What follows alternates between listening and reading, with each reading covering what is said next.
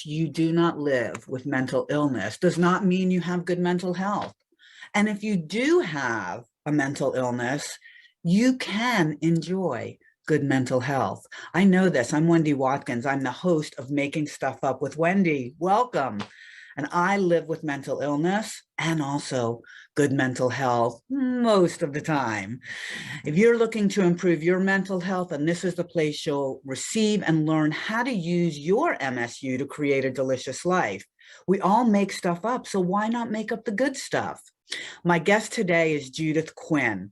She's a multi-award-winning vocal confidence and communication coach, and she's a voice, vibration, sound, and chakra healer.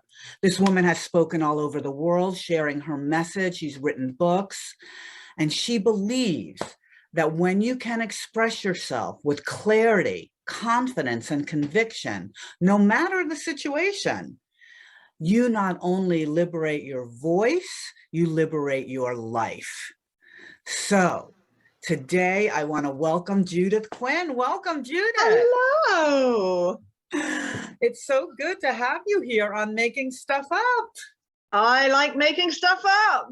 I know you do. That's why you're here. So let's get into the show. But before, I want to give you and all of our viewers today what you've come for, and that's your MSU. These are now, I know, you could put these initials behind your name now, Judith. You can add to the other things that you have. Judith Quin, MSU. I know. Congratulations. And to all of you, congratulations. You have your MSU. Here you go, my friend. Let's give it to you. Yes, perfect. Congratulations. Speech. Oh, I'd like to thank my agent. I'd like to thank my mom. I'd love to thank Wendy for the opportunity. And I'm just like, it's just so overwhelming. Yeah. There you go. Off it goes. So there we have it. Awesome, girl. Well, we are going to get into a juicy conversation. But first thing, I want to remind our guests that today's show is not a replacement for any type of mental health treatment. It's really edutainment about ways to increase your mental health. And if you're having a mental health crisis, please call your local mental health provider or the suicide hotline, which all those numbers are in the comments below. So, it's important stuff here, but we're going to have fun. It's big stuff, but it's such big stuff. Yeah. But that doesn't mean it has to be heavy. Like, one of the things I talk about with my clients a lot is, especially if you're talking about things that are big, that have been heavy to you, it doesn't mean you have to make it sound really serious. It's like, you know, it's mental health, suicide awareness. You know, I've been impacted by it myself and in my family. But if every time I spoke about my mental health journey, I was like, wow, you know, when I was suicidal, it was like, it's just, you can't, you especially when you're out the other side. It's like, actually, yeah, that is a part of my journey, not everything. So I love this energy that you're bringing to these conversations. Thank you. I'm very excited to shine the light on an area that we all need support in talking about, right? And how we all, you know, make stuff up, right? It's not like the thoughts we think someone put in there. We make it up. Now, look, reality happens, life happens, right? I get that. But how we react to it is we get to make stuff up. And if we're going to make stuff up, I believe, let's make up the good stuff. What about you, Judith? How do you define this concept of making stuff up in your life? Oh, I love it. So when you approached me with this, that's actually a coaching type life awareness, self-development training that I did. And part of that process is you get a focus and then you make up so you say what's obvious, and then you make it up. And you make up what's obvious about that. And you just keep on making it up, because we create everything in our lives. We create everything. We create all the time. So like you say, why not put the focus on what you would love? Because unfortunately, the human brain is hardwired to look out for what might be dangerous to us, which is why we then look at the stuff that we don't like. And so then we make more of the stuff that we don't like. But, people have always said to me, oh my God, things always happen for you. I'm like, yeah, because I look for them. So we can make up and we can put out, and we can, if you don't, if the phrase making up doesn't resonate for someone watching this, then, interchange that for you can create, you can manifest, you can, whatever the word is that resonates for you. But by putting your focus on what you would truly love, and by love, I mean that would feed your soul. Not, I'm sure we'd all love £1 million or $1 million or whatever, but it's like, what would I love? And like, how do I work towards that? And it's a conscious process. I think that's the most important thing for me. It's a conscious process of continually looking at where you are, where I am, and then saying, okay, am I enjoying this? And if I'm not, reminding myself, okay, what am I loving? What am I making up? What am I creating? And what energy, how can I shift the energy so that I am working and walking more, or running and leaping towards what I would love, rather than being fixated by the fear, which is what tends to happen to the human brain. We go, oh, but there's the bad stuff. Oh, but this might happen and that might happen, and I'm not good enough, and who am I? And and then we let that take over, rather than going, wait a minute. Because as you were saying, and it's so much of what I do with the beautiful people that I work with is all about this, is we make stuff up. Yes, life happens. Things happen to us, around us. But it's the perspective we choose to look at it from that's really important. And the biggest problem for most of us is that we choose to look at it from the perspective of our child, whose life, like for children, things are black and white. And it's normally our inner children that are taking control. And so it's black or white. And we go, no, I'll go from that perspective of my hurt child. And it's like, well, actually, but I'm not 8 anymore. I'm 48. So why am I still letting my 8-year-old fears and my 8-year-old's perspective run my life? Well, the answer is I'm not, but right, exactly. But when those fears come up, I have to remind myself, oh, wait a minute, that's not true. That's not now. That's 8-year-old me making stuff up from her perspective, from what she felt. Yes. But that wasn't necessarily true, because it was only my opinion. It was only my experience. And I didn't have the cognitive ability or intelligence or awareness to actually take into perspective or interview other people's perspectives and actually the reasons behind why someone does or says something to you. You just take it personally. Yeah. And that's the other thing from this training that I learned, which is the best, and the phrase that I would love to share more than anything else is, it's not personal, it's structural. But we make stuff up taking it personally. Yes, we do. And it is a choice, but it doesn't feel like it in the moment, right? Nope. What you were saying, it's like it's a conscious journey. It's being conscious. And it's not like we're saying, well, I say the same thing, but not like I think you're saying that you don't have to monitor your thoughts all the time, but if you're making up the good stuff by how you feel.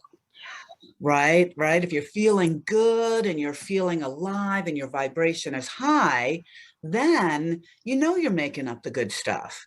But it's when you choose to use your MSU to sometimes make up things that aren't so good and are typically not true, then the vibration lowers, and that's when things feel harder, right? And that's when people say to Hmm. you, Judith, everything comes to you so easily. It's because you practice keeping your vibration high. And part of that is making stuff up that supports your success, that supports your dreams, that supports your passions and joy.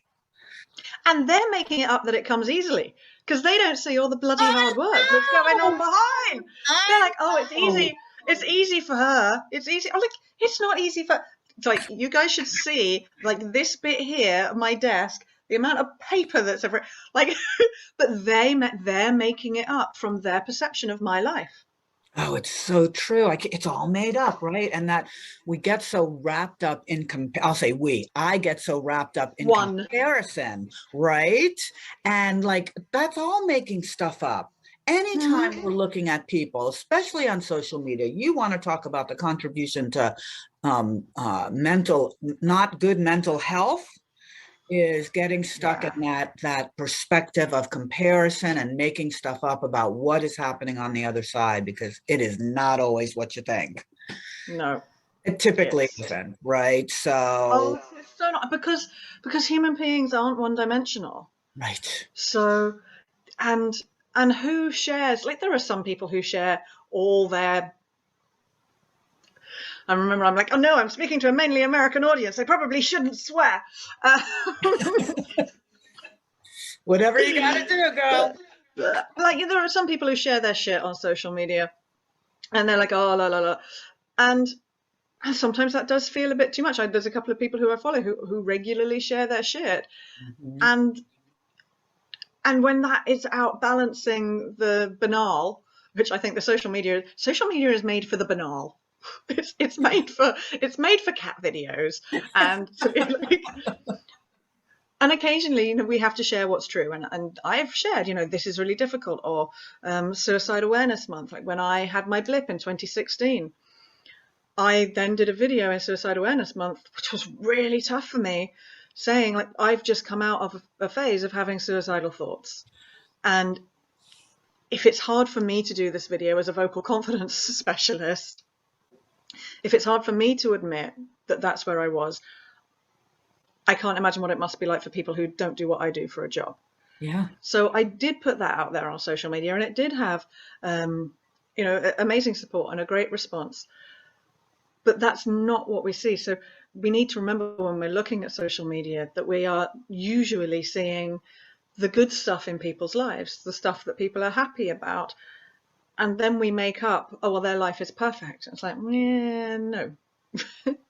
Their life is just as challenging as yours in different ways. And we make up, oh, they've got money, therefore they don't have any problems. Or they live in the sunshine, so they don't have any problems. Or they're married, so they don't have any problems. Or they're single, so they don't have any problems. Or, right? They have Just, curly hair and they don't have any problems, yes, exactly.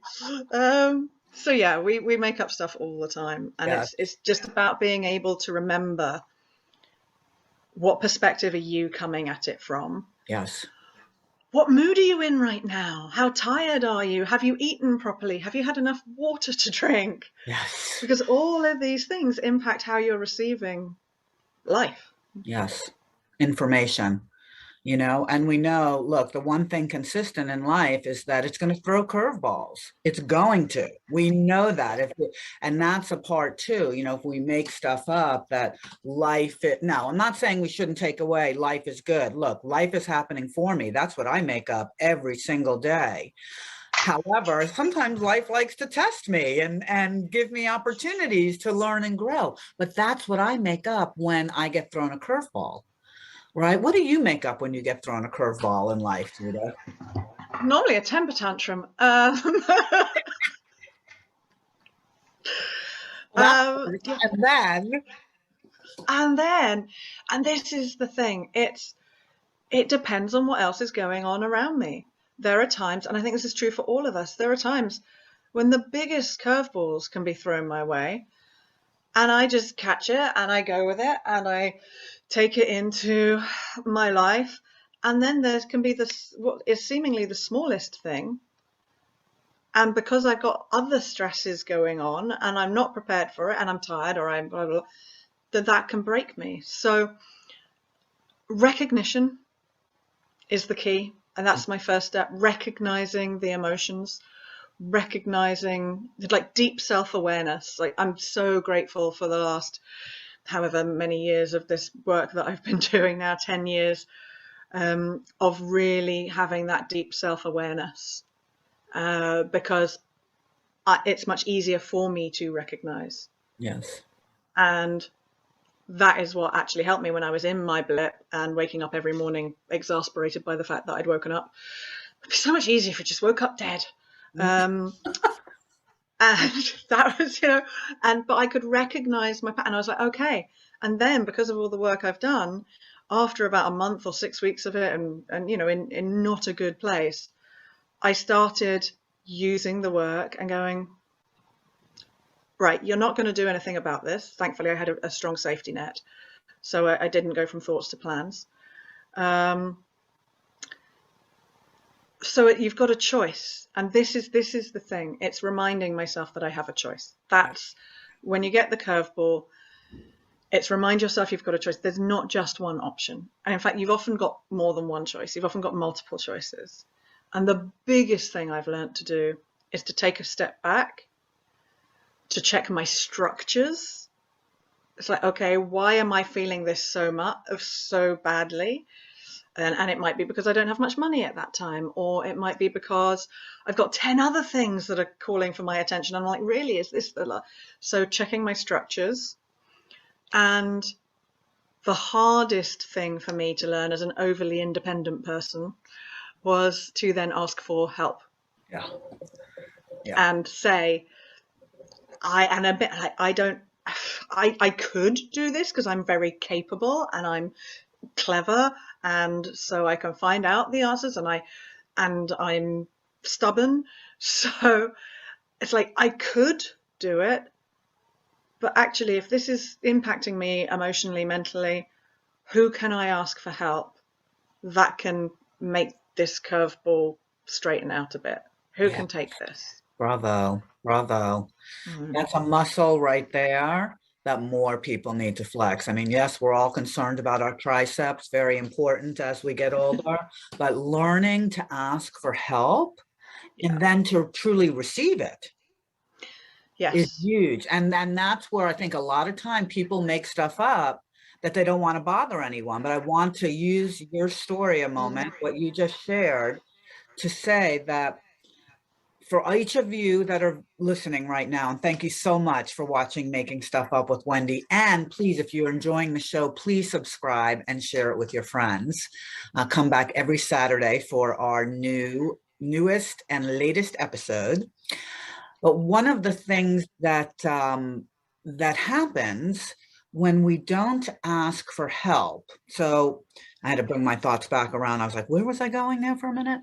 So think about when someone asks you for help and how good it feels to be able to, when you can say yes. Now, sometimes you have to say no. That's another episode. But when you can say yes, how good that makes you feel. So when you know that you need to ask for help and you do not ask someone else, you're actually denying them that really good feeling that you get from asking for help. And that's because you're making stuff up that they're too busy, they don't want to help, you don't want to be needy, blah, blah, blah, instead of truly asking for help. So thank you so much for saying that, Judith. And even if someone asks you for help and you have to say no because you can't, you still feel good that they thought of you to ask. And inevitably, whenever that happens to me, I go, I can't, but let me think of someone who I know who can. Yes. I'm the same. So then you'll actually get the right help. I like that one. I typically don't think of someone, but I say, just please ask me again, right? Like I'm like, don't think no is no. No is not now. I'm just really, but ask again. And so, I just love that. We're on the same page with that. So ask for help. That's a great ask for help. Please. Stuff about that. And don't suffer in silence. This is what people do with mental health problems. and we sit there and we think no one wants to know my problems. You know what? No, people probably don't want to know your problems, but they do want to know that you're not happy and that you're not well, and they do want to help you if they can, and they do want to support you. Yes. So there's a difference between saying to someone, I'm not coping right now, and some people will happily then hear all the reasons why and the everything that isn't. And some people won't want all the reasons why and the everything that isn't. But just to be able to say, I'm not coping right now, would you please just listen to me? Yeah. I'm not asking for solutions, because suffering in silence is what I did. Sometimes we try and tell someone and then they bat us back. And so we think, oh, well, no one wants to hear it. So I actually said to my mum, I said, you know, I just feel unwanted right now. And she laughed. And she went, oh, don't be stupid. You know you're wanted. Now, of course, that me in my making stuff up bad head made up that she wasn't taking me seriously, that no one would want to hear, and that who am I to be feeling unwanted and feeling what I was feeling. And so I stopped. So I didn't tell anyone else. Now, my mum was probably not the right person to say that to, because, of course, when I said I felt unwanted, that hurt her feelings. So this is where it's not personal, it's structural, right? It wasn't personal. I knew my mum wanted me. It wasn't about my mum. My shit was about my dad, right, at its core. And so, you know, don't suffer in silence, because by not telling anyone, everyone thinks that you are okay. And if you're sat there suffering in silence and you think, but it must be so obvious, it must be so obvious that I'm not in a good place. Everyone else is in their own kind of pain. Everyone else is in their own pressures. And unless we tell them, they can't know. And the reason I'm so emphatic about this, other than the fact that I didn't tell people, and so I suffered in silence until I told people. And when I told people, like, oh my God, why didn't you say something? Oh, Judith, we would have been there for you, but you're always so busy and you always da-da-da. And I was making phone calls to my friends, and this is me thinking I was being obvious, asking for help. I'd phone and it would inevitably go to their voicemail. So I go, oh, hi, it's me, just calling to catch up. It would be really nice to hear from you soon, so give me a call when you can. Okay, take care, bye. And that was me thinking I was being obvious, saying, I'm drowning, I'm not well. One of my friends, who's a psychologist, when I came out as having been having the suicidal thoughts, she went, oh my God, that's what those phone calls were. Those phone calls were you asking for help? I went, yeah. She went, why didn't you just ask for help? Well, you know, and that goes back. Yeah. And the other reason I'm so emphatic about this is because 2 years after my blip, my 22-year-old niece took herself out of this world. And she had been in mental health care. She had been on antidepressants, and, you know, there had been an attempt before. But she had a new job and she had a new group of friends and she was doing some modeling. And, you know, so on the outside, everyone thought she was fine. But she was clearly suffering in deep silence and deeply suffering internally, and never said anything to anyone. Because, of course, and, you know, when we're in that pain, we don't want to have to ask. That was my thing. I didn't want to have to ask because I didn't want them to be pitying me. I wanted them to care without me having to phone and say, I need you. Yeah. And again, that's making stuff up, because, you know, there comes a point where you just have to reach out and say, I need a friend right now, or I'm feeling really lonely, or I'm feeling unheard, or whatever it is that you are. But please don't suffer in silence, because if you're not telling anyone as much as you think it's obvious, they just don't know, because they've got their own stuff, and their stuff might not be as deep as your stuff, but it's in front of them all the time. Yes, it's so true. It's so true. People have expectations of how we are. And I really appreciate you sharing your journey through suicidal ideation and losing someone. I'm so sorry for your loss. 22-year old. It's so challenging for these teenagers right now. Everyone, it's challenging for everyone. It comes back to that social media thing you were saying as well. I know, especially for her, she'd look at her friends and think that their lives were perfect and that hers wasn't. Exactly. Yeah, but who knows? We never know. And Nope. it's never a one reason why. I do volunteer work with the American Foundation for Suicide Prevention and teach a class called Talk Saves Lives. And there's never just one reason, right? It's a moment, right? And so, yeah. And it's the build-up. It's the build-up of everything through your life. And then there's one trigger thing that will happen. And it may not be what anybody thinks it is. So, No. exactly. Wow. Wow. Well, I hope that for those of you listening, this is helpful for you. We're going to move into what I call the MSU challenge. Judith, okay. shake it up a little. And what I would love to see is on the MSU challenge, I send my guests to find something in their home that they're going to make something up about. And I have a feeling you have holiday decorations up. I do. We are recording this in December, so bear with us. You'll be seeing this earlier in the year.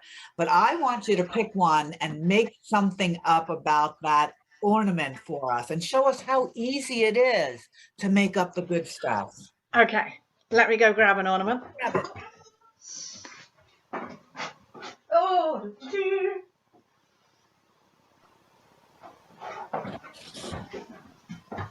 Okay. I should have got something that wasn't quite so see-through. That's lovely. So here it is. So what should we make up? Oh, here we go. So this ornament here, as you might be able to see, it has lots of sort of strands and lines in it, and every single one of those strands is like a tiny break. It's like all the broken dreams, the broken promises, the broken hearts of my life.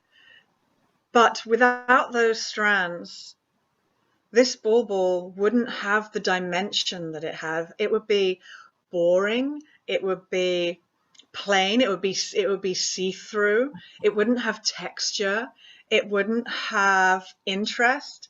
You might not be able to see it in here, but the light catches it in different ways depending which of the strands, which of the broken bits of glass that are in there it's hitting.